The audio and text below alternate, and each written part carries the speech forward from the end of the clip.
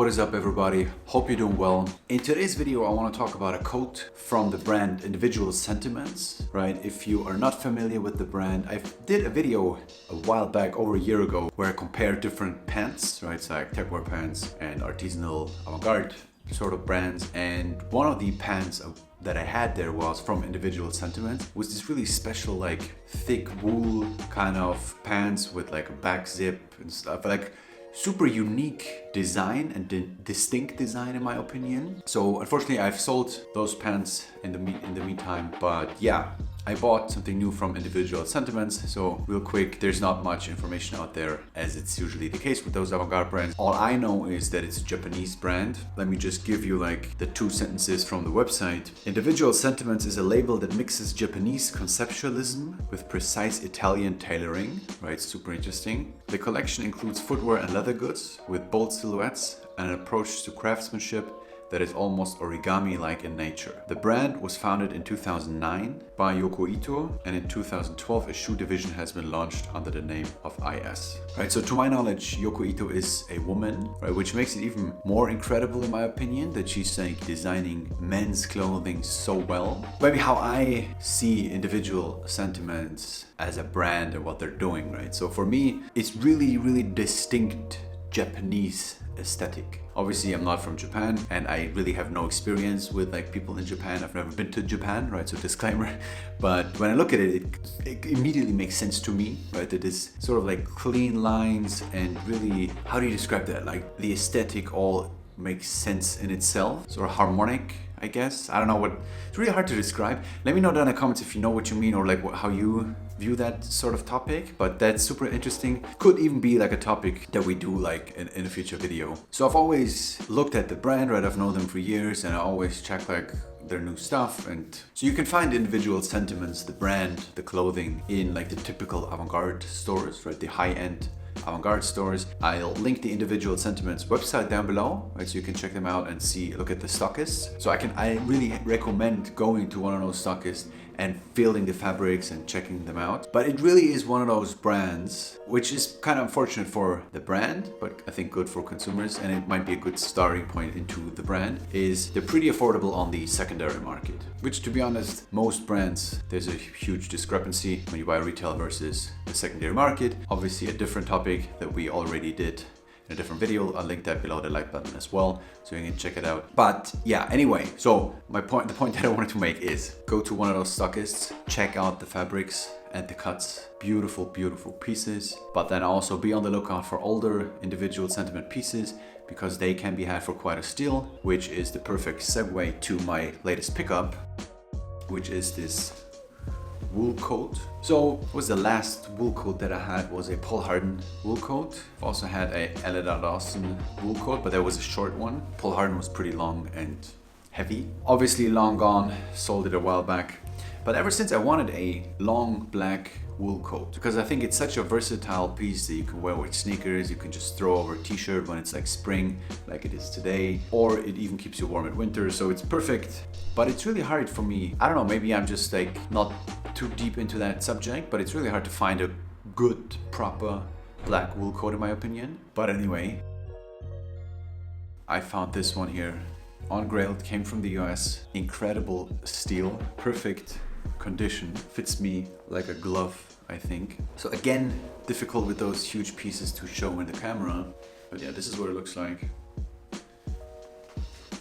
Crazy detailing as you usually have with Enthält Sentiments. So just looking at the buttons, you can see this is a double button,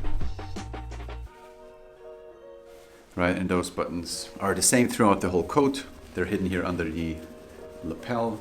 So yeah, maybe let me open it up and then show you a couple of cool details. So first of all, it's quite thick, a thick material. It's heavy, but it's not like super heavy, so it's definitely wearable. This is, by the way, the Enthält Sentiments logo, right? Pretty cool logo. Obviously you can't read any text, and it's like this shredded tag, which is super cool in my opinion. And yes, let me show you the inside here. So you have the tag here and it says from autumn winter 2015, 2016. Color black obviously. And then here you have the listing of the materials. right, which is Angora 68% and wool 32%, and the lining is cotton. So maybe a couple of words to the lining. It really feels like this, it's obviously cotton, but it feels a bit like, I don't know, not papery, but really, yeah, maybe papery is the word, I don't know. But it's basically two different linings. So you have this like dark gray, black pinstripe here. Then you have this beautiful white here on the sides as well. Unfortunately, no inside pockets. That would have been cool, I think. And then a look here at the peak lapel. So yeah, I guess I really have to wear this in order for you to get an idea, I think. Yeah, so let me throw it on for you. So first impression when I tried it on for the first time was, oh, those shoulders are really, really wide. It's way too big for me. But it's just a cut, right? Sort of like a dropped shoulder here on the side. And it fits perfectly, right, when I look at where my shoulders are. But first impression was, wow, it's a bit too big.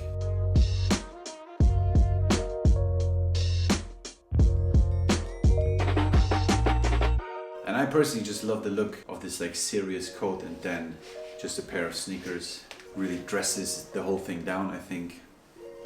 And yeah, when it's cold outside, this is usually how I wear it. So I leave the top button open as well as the bottom too. So just close down in the middle, those two pockets here. This is what it looks like when open. I just wish the lining on the sleeves was white as well, so you could like fold it just like you can do with like Pearl Harbor and stuff. So the contrast is what I would appreciate, but I think it works as well.